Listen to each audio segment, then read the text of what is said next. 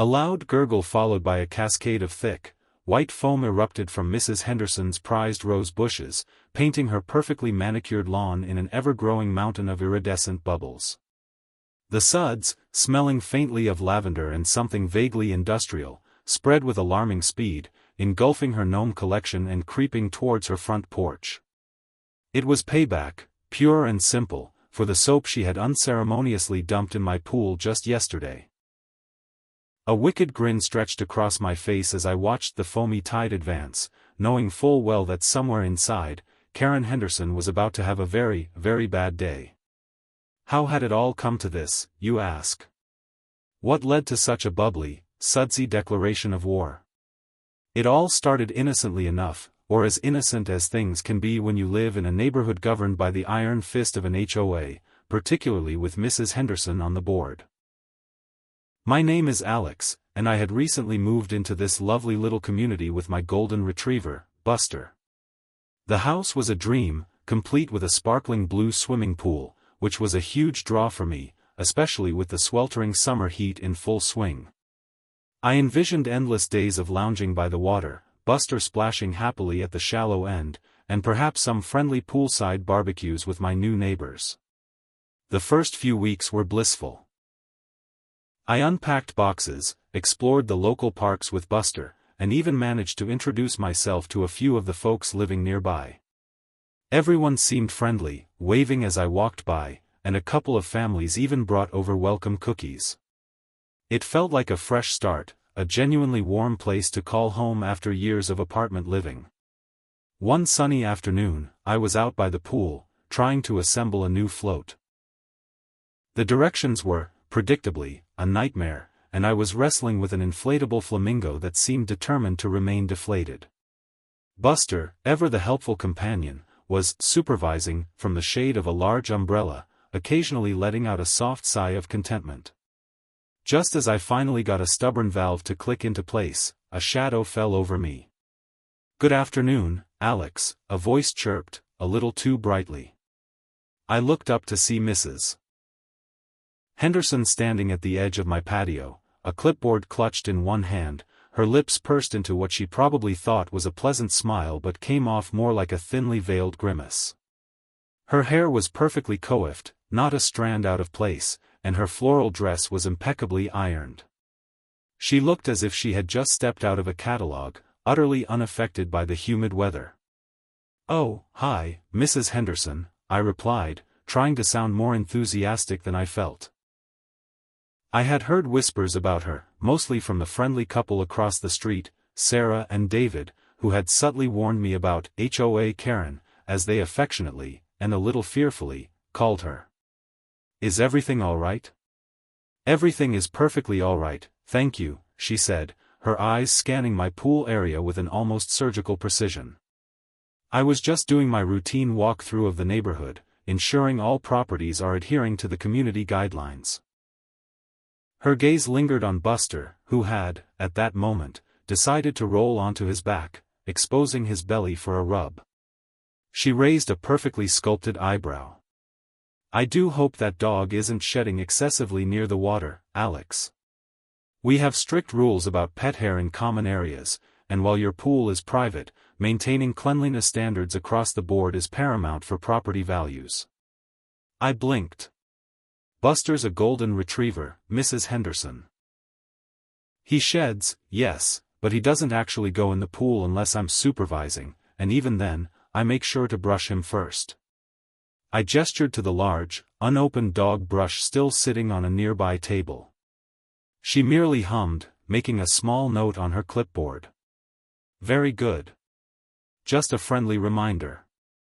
Also," she continued, her eyes now fixated on my new flamingo float, "we do have a regulation regarding the size and number of inflatable recreational items permitted in private pools. Anything over 4 feet in length or more than 2 at any given time can be considered a visual obstruction and detract from the aesthetic harmony of the neighborhood." My flamingo was easily 6 feet long. And I had a giant pizza slice float still in its box in the garage. My vision of a poolside paradise began to dim slightly. "Oh," I managed, "I wasn't aware of that rule." I just got it. Ignorance of the rules is no excuse, Alex, she stated, her voice as crisp as a freshly ironed shirt. I suggest you review your HOA handbook. It was provided to you at closing, I believe. She then launched into a detailed explanation of various other rules I was unknowingly breaking, from the precise shade of exterior paint allowed for my fence, mine was apparently too rustic, to the exact height my grass needed to be, a quarter-inch too long in some spots, according to her keen eye. By the time she finished her monologue and departed with a brisk nod, I felt like I had just been interrogated by the neighborhood's strictest principal. Buster, sensing my mood, nudged his head into my hand, offering silent canine comfort. The next few weeks were a continuous game of cat and mouse with Mrs. Henderson. I trimmed my grass religiously, painted my fence a more approved shade of taupe, and kept my large floats safely deflated in the garage. I tried to be a good neighbor, to comply, to avoid confrontation. After all, I just wanted a peaceful life. One particularly scorching Saturday, I decided to host a small get-together. Sarah and David were coming over, along with a couple of other friendly faces I had met, a young couple named Jessica and Tom from 2 doors down, and an older gentleman, Mr. Johnson, who lived across the street and always had a kind word. The plan was simple. Cool off in the pool, grill some burgers, and just enjoy the afternoon. The music was low, the laughter was easy, and the smell of grilling burgers filled the air. Buster was having the time of his life, getting pets from everyone. Jessica and Tom were splashing playfully in the shallow end, and Sarah and David were lounging on some smaller, HOA-approved floats. It was precisely the kind of idyllic afternoon I had dreamed of. Then, the gate creaked open. There stood Mrs. Henderson, not with a clipboard this time, but with a look on her face that could curdle milk. Her eyes, usually just stern, now held a glint of genuine fury. She swept her gaze over the scene, taking in the happy faces, the splashing water, the aroma of charcoal. She honed in on Jessica and Tom, who were, perhaps, being a little boisterous. Alex, she began, her voice low but laced with steel, I believe we have a noise ordinance in this community, particularly on weekends. Mrs.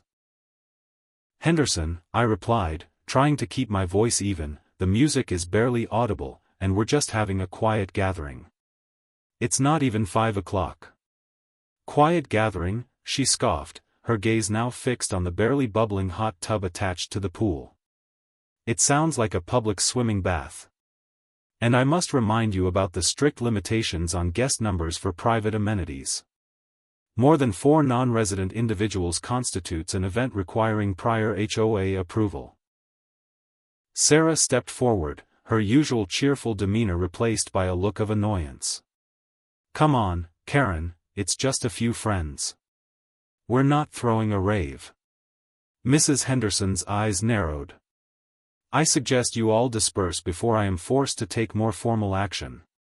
She paused, then her gaze landed on a small, inflatable beach ball floating innocently in the pool. And that ball, Alex? Is that regulation size? It appears rather large to me. My patience, which had been stretched thin for weeks, began to fray. It's a standard beach ball, Mrs. Henderson. We're just trying to enjoy our Saturday. Enjoyment does not supersede community harmony, she snapped, and then, her gaze swept across the water once more. A flicker of something crossed her face, something unreadable, before she turned sharply on her heel and marched out of the gate. The mood, predictably, was ruined. My friends, though understanding, quickly made their excuses and left. I apologized profusely, feeling a hot flush of embarrassment. Sarah put a comforting hand on my arm. Don't worry about her, Alex. She's just, well, she's Karen. The next morning, I woke up early, eager to salvage what remained of my weekend. I had planned a quiet swim, just Buster and me, to wash away the lingering frustration from Mrs. Henderson's visit. I put on my swimsuit, grabbed a towel, and headed out to the pool area. The moment I stepped onto the patio, I knew something was wrong. The air, usually clean and chlorine-tinged, had a strange, sweet, and oddly chemical smell. I peered into the pool, and my jaw dropped. The water, which had been sparkling blue just hours before, was now murky, filled with a cloudy, viscous film. And then I saw it, floating on the surface, a half-dissolved bar of lavender-scented soap, along with what looked like remnants of several other bars. Someone had deliberately dumped soap into my pool, turning it into a giant, unusable bathtub. My blood ran cold. There was only one person in the entire neighborhood who would stoop to something so petty, so vindictive. My mind immediately flashed back to Mrs. Henderson's unreadable expression the day before, just before she left my party. A slow, simmering rage began to build inside me. This wasn't just about rules anymore, this was personal. This was an act of aggression, a deliberate attempt to ruin my property and my peace. I spent the next 2 hours trying to skim the soap out, but it was useless. The entire pool needed to be drained, cleaned, and refilled, a process that would take days and cost a pretty penny. Buster, usually so eager to be near the water, sat by my side, whimpering softly, as if sensing my distress. As I stood there, defeated, staring at my ruined pool, an idea, both mischievous and brilliant, began to form in my mind. Mrs. Henderson loved her pristine lawn, her perfectly manicured rose bushes, her immaculate exterior. What if I could give her a taste of her own medicine, but in a way that was undeniably harmless, yet utterly inconvenient? What if I could turn her greatest pride into her greatest, bubbliest, mess? The thought brought a grim smile to my face. This was a battle, and I was ready to declare war, one sudsy bubble at a time. The gears in my mind started turning, concocting a plan that would bring a tidal wave of bubbly chaos to her doorstep, a visual symphony of suds that would surely get her attention. But how to do it without leaving a single trace? How to ensure she knew it was me, without actually knowing it was me? The answer, I realized, lay in a simple, yet ingenious, piece of plumbing, and a well-timed act of anonymous delivery. The image of my soap-filled pool, a silent testament to Mrs. Henderson's petty vindictiveness, replayed in my mind. The cost of draining and refilling, the lost hours, the sheer audacity of it all, it fueled a determined resolve. I wasn't going to let this slide. Not this time. My plan, still a nascent idea, began to solidify with each passing minute. It involved her lawn, my new pressure washer, and a whole lot of dish soap. My first step was to drive to the nearest hardware store, a place I usually avoided unless absolutely necessary. I needed a specific type of hose attachment, one that would allow me to siphon liquid from a large container while simultaneously spraying water under high pressure. It was a rather obscure item, typically used for power washing with detergents, but in my hands, it would become an instrument of bubbly justice. The store was bustling, filled with weekend warriors tackling home improvement projects. I navigated through aisles stacked high with lumber and tools, eventually finding myself in the plumbing section. A young man with a friendly smile, clearly an employee, approached me. "Can I help you find anything?" he asked, his name tag identifying him as Gary. "Yes," I replied, trying to sound casual, "I'm looking for a siphoning attachment for a pressure washer. Something that can draw from a separate bucket." Gary's eyebrows lifted slightly. "Ah, for car detailing or maybe house siding? We have a few options. Are you looking for a foam cannon, or something more direct?" "More direct," I said, suppressing a grin. "And it needs to be able to handle a fair amount of suds." He led me to a display of various nozzles and attachments, explaining the pros and cons of each. I settled on a sturdy-looking, brass-colored attachment that promised a powerful stream and efficient siphoning. It felt surprisingly heavy in my hand, a tool of impending triumph. I also picked up several large bottles of ultra-concentrated, environmentally friendly dish soap. The environmentally friendly part was important. I didn't want to cause any actual harm, just a mountain of sudsy inconvenience. Back at home, with Buster watching curiously from the patio door, I began my preparations. I had to wait until nightfall. A daytime operation would be too risky, too obvious. Mrs. Henderson was practically a sentinel of the neighborhood, always lurking, always observing. I needed the cloak of darkness, the quiet hours when most residents were asleep. I spent the afternoon meticulously planning my approach. Mrs. Henderson's house was just 3 doors down, easily accessible from the sidewalk. Her lawn, a source of immense pride for her, was impeccably maintained, bordered by a low, decorative fence. I measured the distance, calculated the required hose length, and even did a few mental rehearsals of the entire operation, imagining the exact trajectory of the sudsy assault. As twilight deepened, painting the sky in hues of orange and purple, a sense of nervous excitement bubbled within me. This wasn't about revenge in a hateful way. It was about reclaiming my peace, about sending a clear, undeniable message that her petty bullying wouldn't be tolerated. It was a bizarre, almost childish form of protest, but it felt right. Around midnight, when the streetlights cast long, silent shadows and the last few cars had come and gone, I ventured out. Buster, usually my shadow, was safely tucked away inside, probably dreaming of chasing squirrels. I carried my pressure washer, the newly acquired attachment, a large 5-gallon bucket filled with water and the concentrated soap, and a long garden hose. I moved stealthily, my footsteps barely audible on the pavement. The air was cool, a gentle breeze rustling through the trees. Every shadow seemed to hold a hidden observer, every distant dog bark sounded like an alarm. My heart thumped a nervous rhythm against my ribs. I reached Mrs. Henderson's house and ducked behind a large oak tree that offered ample cover. I quickly assembled my equipment, connecting the siphoning attachment to the pressure washer and submerging the siphoning tube into the soap solution. The garden hose, connected to my outdoor spigot back at my house, stretched across the lawns, blending into the dark grass. It was a delicate operation, requiring precision and speed. I aimed the nozzle towards the center of Mrs. Henderson's lawn, taking a deep breath. This was it. The moment of truth. With a silent prayer for success, I pressed the trigger. A low hum emanated from the pressure washer, followed by a powerful whoosh of water. For a moment, nothing happened. Then, a thin stream of foamy water sputtered out, gradually thickening into a powerful, white torrent. The soap solution, drawn by the siphon, mixed with the high-pressure water, transforming into a rapidly expanding cloud of thick, billowy suds. It was glorious.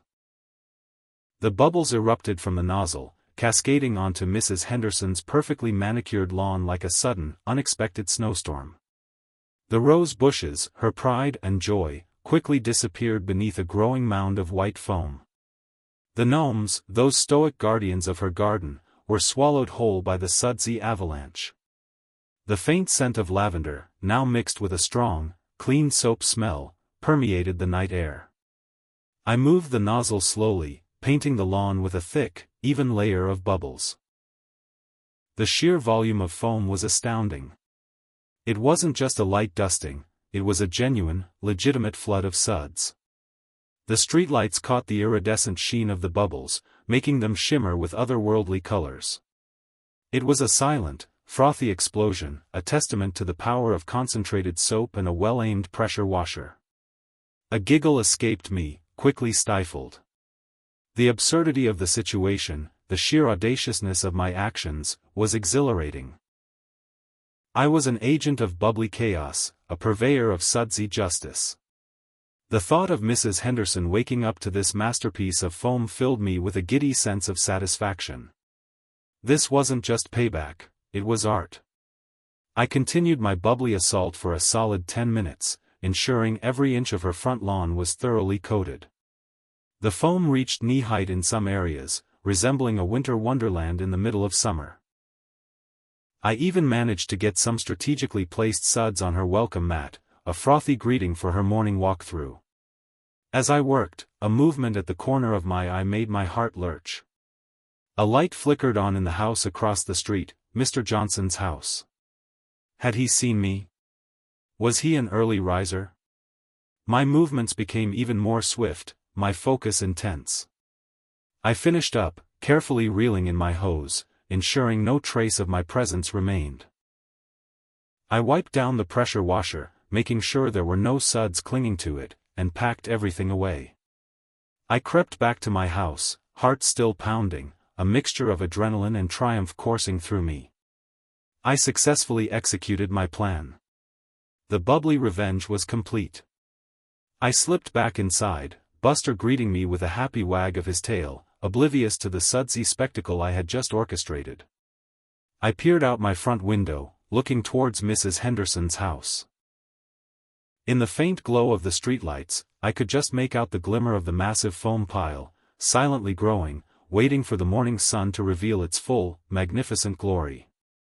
I went to bed, a satisfied smile on my face, anticipating the chaos that would surely erupt at dawn. But as I drifted off to sleep, a nagging thought began to surface.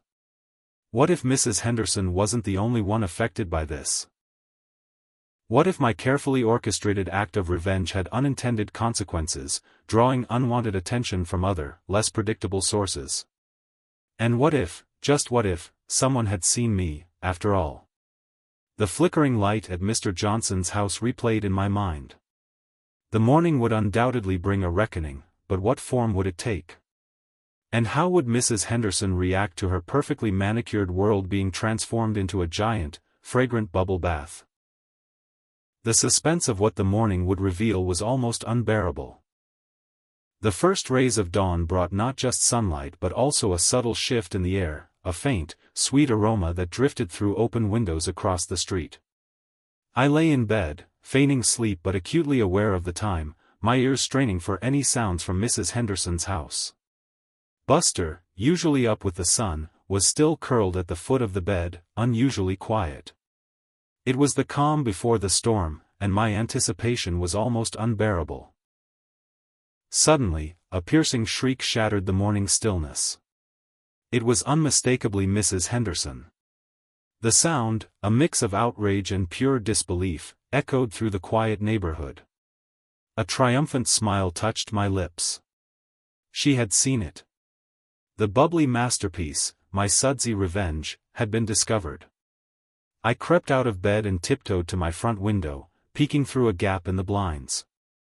My view confirmed it. Mrs. Henderson stood on her porch, hands on her hips, staring at her lawn.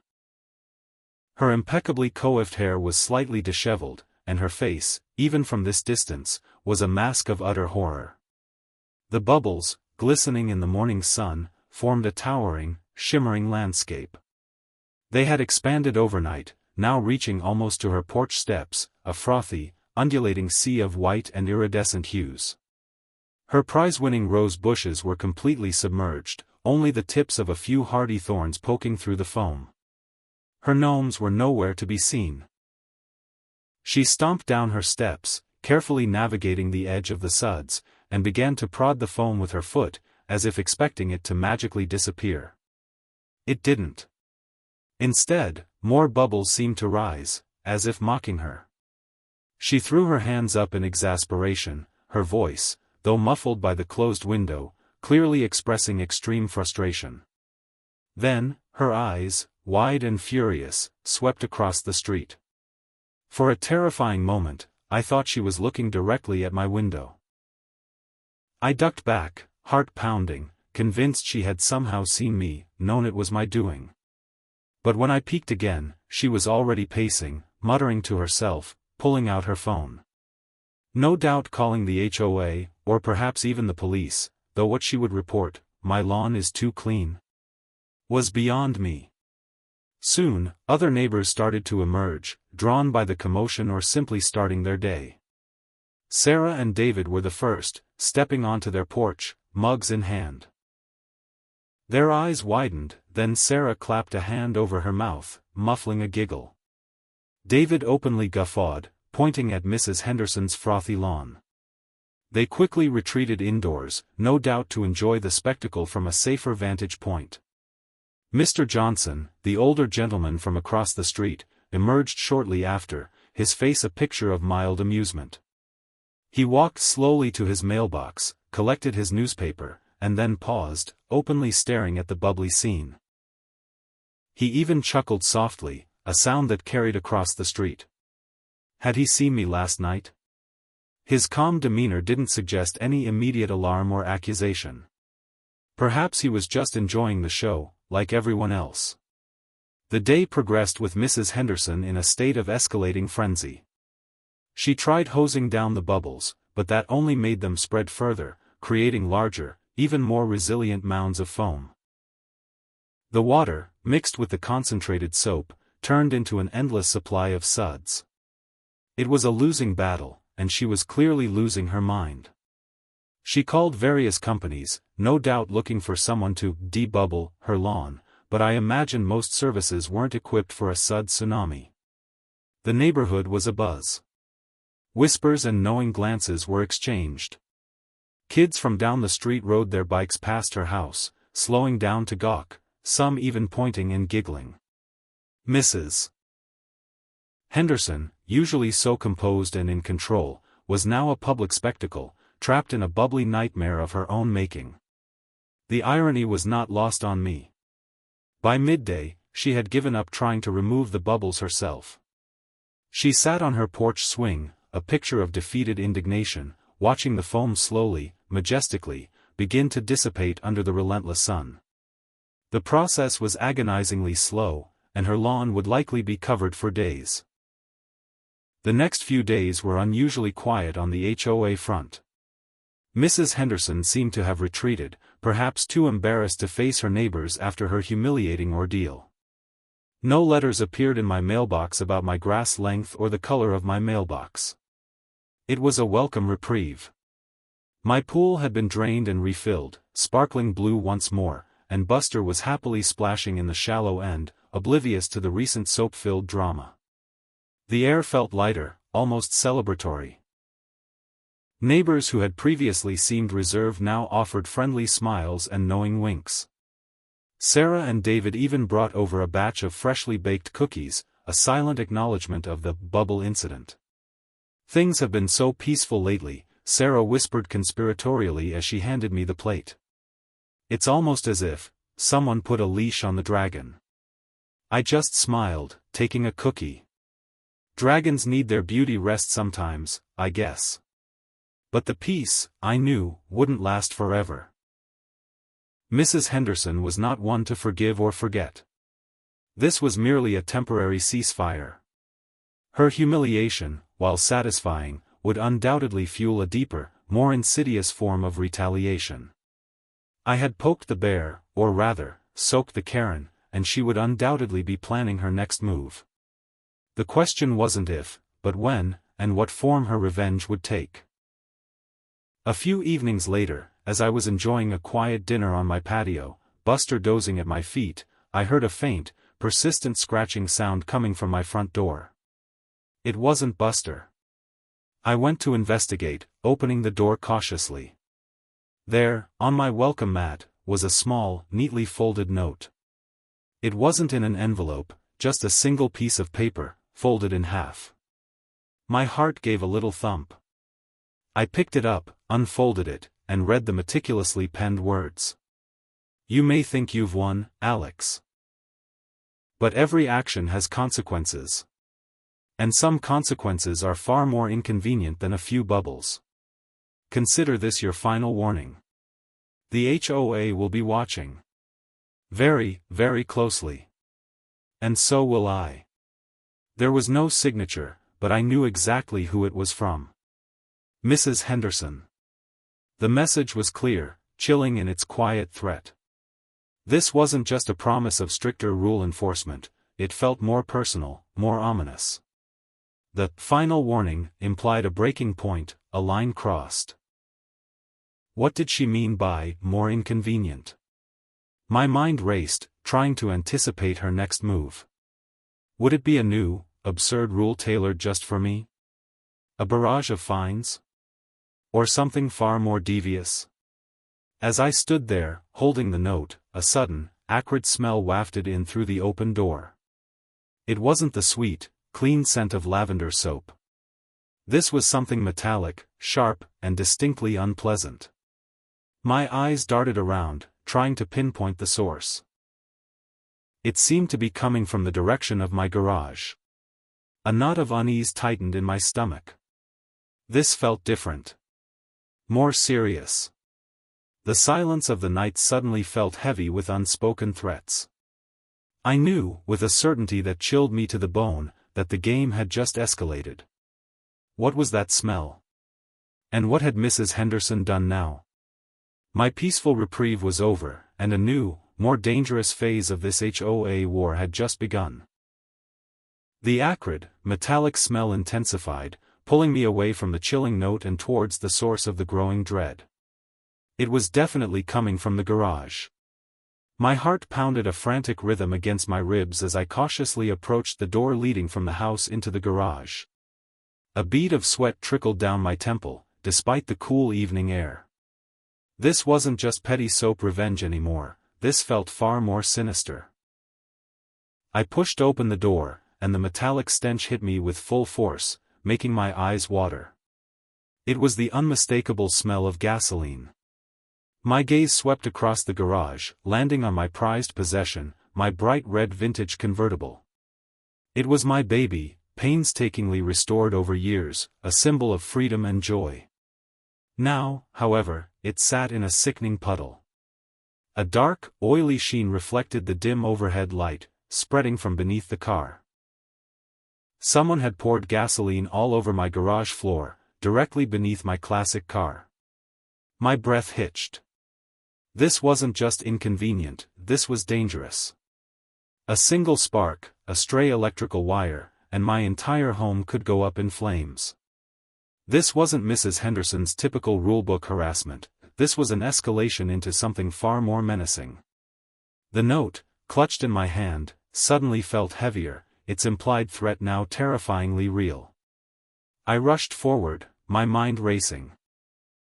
First, I needed to air out the garage.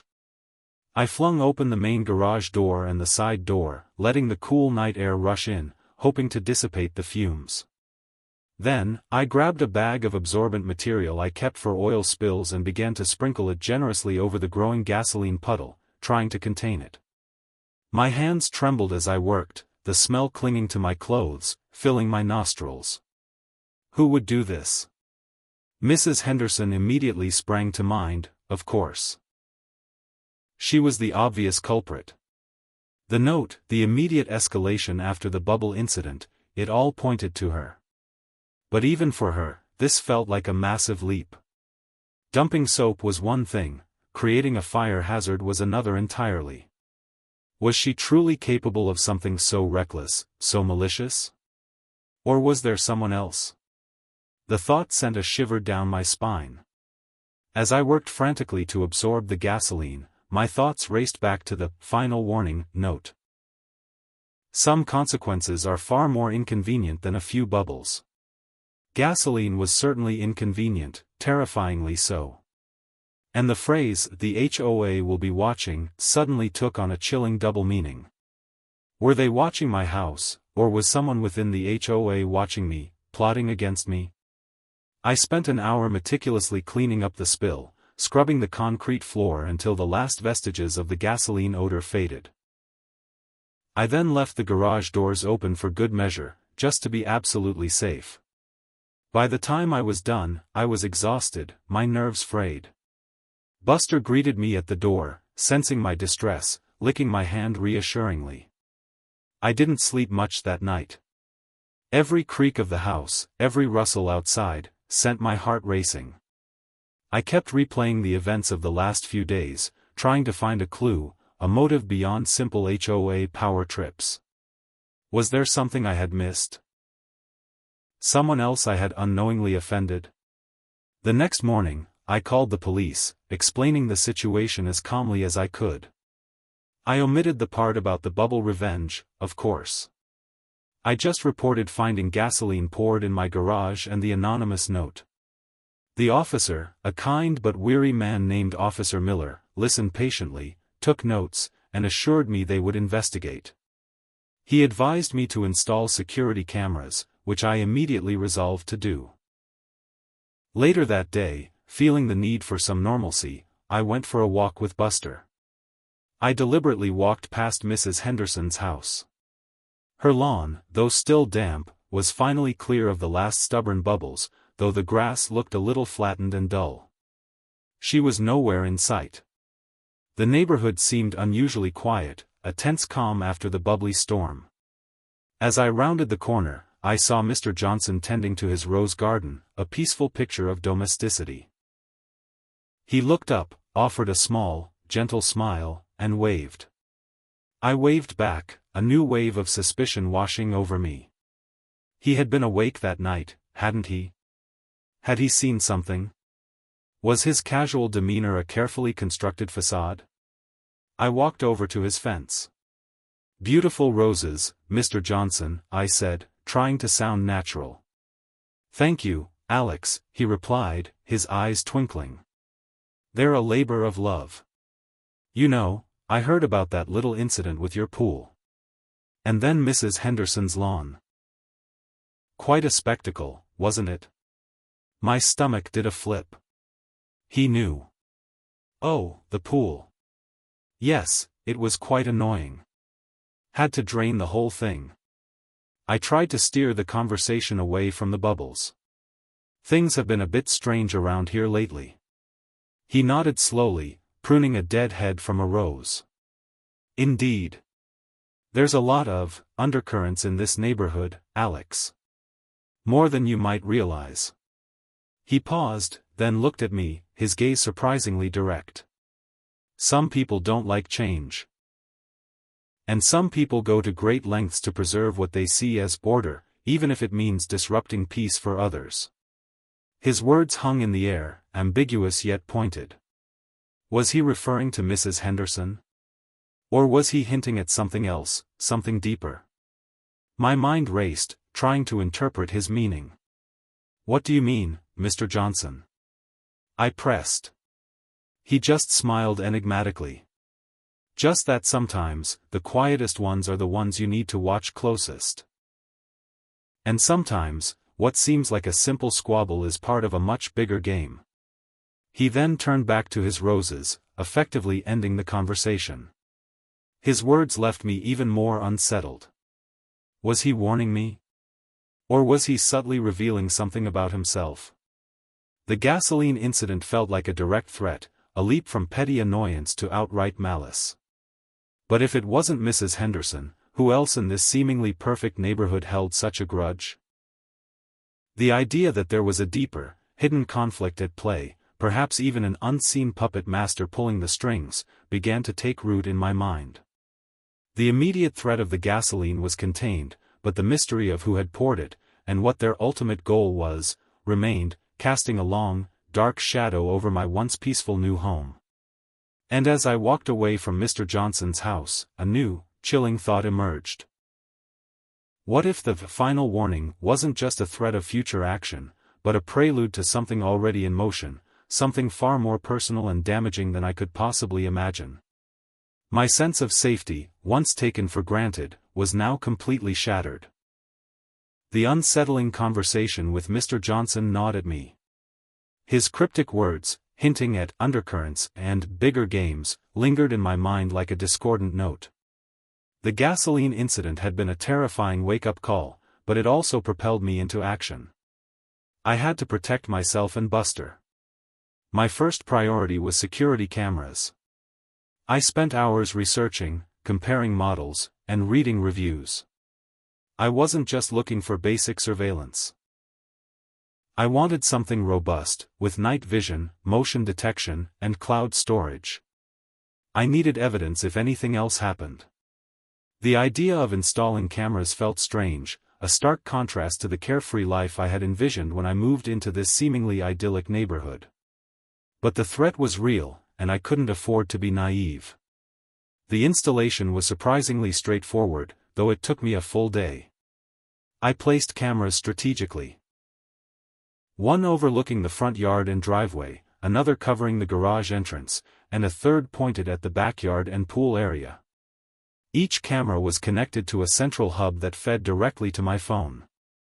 I tested them repeatedly, checking the live feed, adjusting angles, and ensuring every vulnerable spot was covered.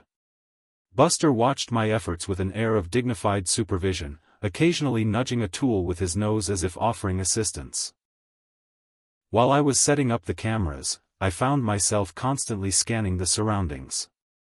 Every car that slowed down, every person walking by, seemed suspicious. The easy trust one had felt for my neighbors was now replaced by a persistent unease. I found myself replaying every interaction, searching for hidden meanings, for any hint of malice I might have missed. Days turned into a week, and a tense quiet settled over the neighborhood. Mrs. Henderson remained largely out of sight. Her mail was collected, her lights came on and off, but I didn't see her doing her usual walk-throughs, or tending to her lawn with her usual fervor. It felt like the calm after a particularly violent storm, but a storm I knew could brew again at any moment. The silence was more unnerving than any open confrontation. It meant she was planning. The most unnerving part was not knowing. Was the gasoline incident her doing, a desperate act of rage? Or was Mr. Johnson right, and was there someone else, a shadowy figure pulling strings behind the scenes? The thought of an unknown enemy, someone who could strike without warning, was far more terrifying than facing Mrs. Henderson head-on. One afternoon, a large, official-looking envelope appeared in my mailbox. It wasn't the usual HOA newsletter. My stomach tightened as I pulled it out. The return address was simply HOA Management Board. My hands trembled slightly as I tore it open. Inside, I found a formal notice, a violation report and fine assessment. My eyes scanned the dense text, quickly identifying the key points. There were 3 listed violations. First, unapproved exterior alteration, failure to maintain consistent fence color with community standards. This was clearly referring to the fence I had repainted to match the approved taupe color Mrs. Henderson had complained about weeks ago. Now it was suddenly unapproved. The fine was a hefty $500. Second, excessive noise disturbance on private property, violation of weekend noise ordinance. This was undoubtedly from the small gathering I had hosted with Sarah and David, Jessica and Tom, and Mr. Johnson. The fine, another $250. Third, and most shockingly, failure to maintain property drainage, evidence of excessive liquid discharge impacting neighboring property. This was clearly about the bubbles. The phrasing was deliberately vague, but the implication was clear. I was being fined for the mess on Mrs. Henderson's lawn. The fine for this was an astronomical $1,000. The total came to $1,750. And attached was a demand for immediate payment, with an escalating penalty clause for late payment. This wasn't just a fine, it was an attempt to financially cripple me, to make me regret ever challenging Mrs. Henderson. This was her response, a carefully orchestrated assault through the very system she controlled. It was a clear abuse of power, wrapped in bureaucratic language. My initial reaction was a surge of white-hot anger. This was outrageous, unjust. I wanted to march straight over to her house, wave the letter in her face, and demand an explanation. But then, a colder, more calculated thought settled in. This was exactly what she wanted, a reactive, emotional response. I needed to be smarter, to fight fire with strategy, not just anger. I immediately called Sarah, my voice trembling with indignation as I read her the violations. This is insane, Sarah. She's making up rules as she goes along. Sarah listened patiently, then sighed. Alex, I'm so sorry. This is classic Karen. She probably pulled strings with the board, or maybe they just rubber stamp whatever she wants. They always do. She sees this as a way to punish you for the bubble incident without having to admit she was involved in your pool. But the fence. I changed the fence to what she wanted. Doesn't matter, Sarah said grimly. She'll find a loophole, or just invent a new rule. The excessive liquid discharge is her twisted way of blaming you for the bubbles. It's ridiculous, but technically, if the HOA board approves it, it's valid. So what do? I asked, feeling a wave of despair. I can't just pay $1,750 for things that are either made up or her own fault. You appeal it, Sarah advised. Go through the official channels. Request a hearing with the HOA board. Gather all your evidence. Show them photos of your pool, proof you repainted the fence. It's a long shot, but it's your only option before she sends it to collections. The thought of facing the entire HOA board, with Mrs. Henderson likely sitting there, smug and triumphant, filled me with dread. But Sarah was right, I had to fight. As I hung up, I looked at the security camera monitor on my phone. The feeds were clear, crisp. The cameras were my silent witnesses, my only hope for tangible proof against any future, more serious attacks. But they wouldn't help me with these fines. These were purely retaliatory, a bureaucratic weapon wielded by a woman consumed by petty power. Suddenly, a notification popped up on my phone, motion detected, garage camera. My breath hitched. I immediately tapped the notification, bringing up the live feed from the garage. The screen showed Buster, who was supposed to be inside, sniffing around near the back wall. He wasn't just sniffing, he was pawing at something, making soft, insistent whimpers. His ears were perked, his tail wagging tentatively, as if he had discovered something important but wasn't entirely sure what it was. What could he possibly be interested in? And why was he in the garage when I had left him inside? My heart leaped into my throat. The side door of the garage, which I had closed and locked earlier, was ever so slightly ajar. My mind raced back to the gasoline. Had someone returned? Was Buster trying to tell me something? The possibility sent a fresh wave of fear coursing through me. This wasn't over. Not by a long shot. The sight of Buster pawing at the garage wall, coupled with the slightly ajar side door, sent a jolt of ice through my veins. The final warning note, the gasoline, and now this hefty fine, it was all escalating. I rushed to the garage, my mind a whirlwind of possibilities. Was someone hiding in there? Had they returned to finish what they started? Buster, what is it, boy? I whispered, my voice tight with anxiety. He whimpered again, scratching more frantically at a loose panel on the back wall, near where my workbench stood. The panel looked slightly out of place, almost as if it had been recently disturbed. My heart hammered against my ribs.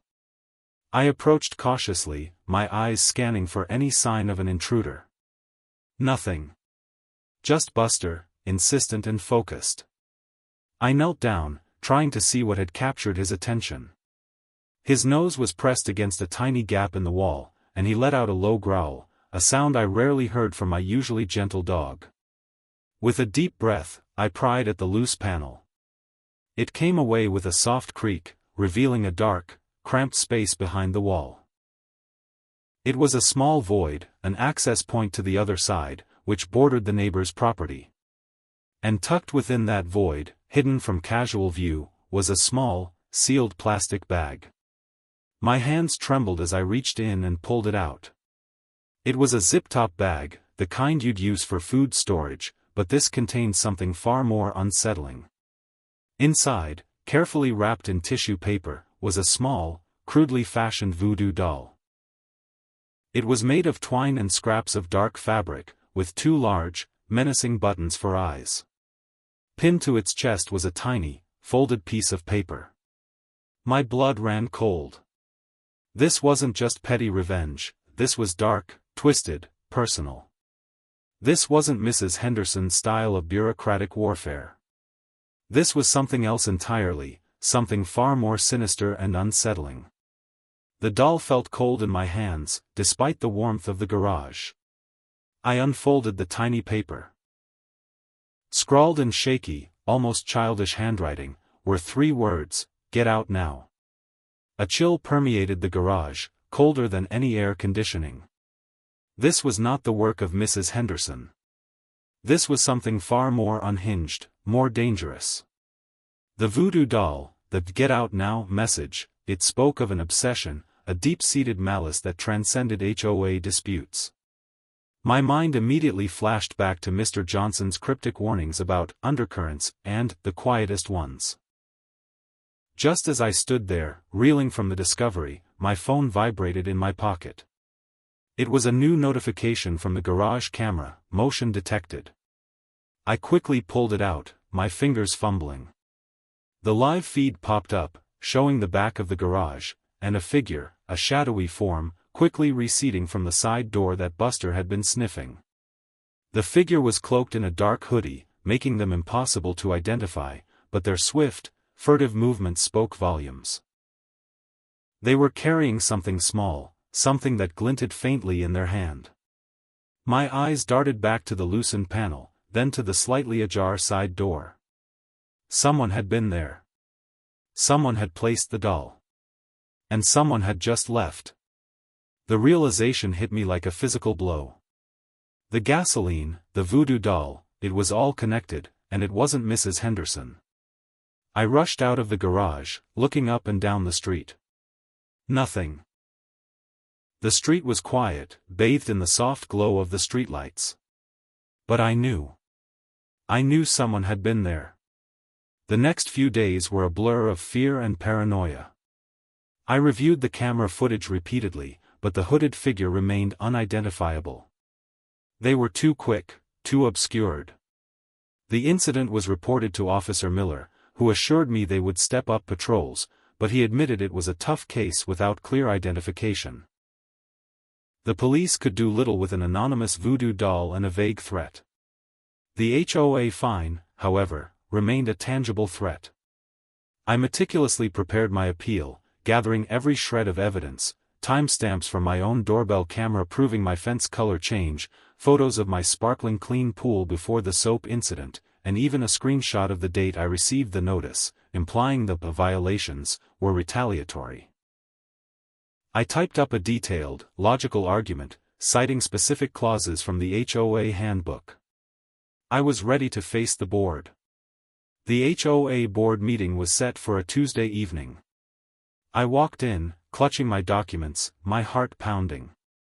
Mrs. Henderson was there, of course, seated at the head of the long table, a triumphant smirk playing on her lips.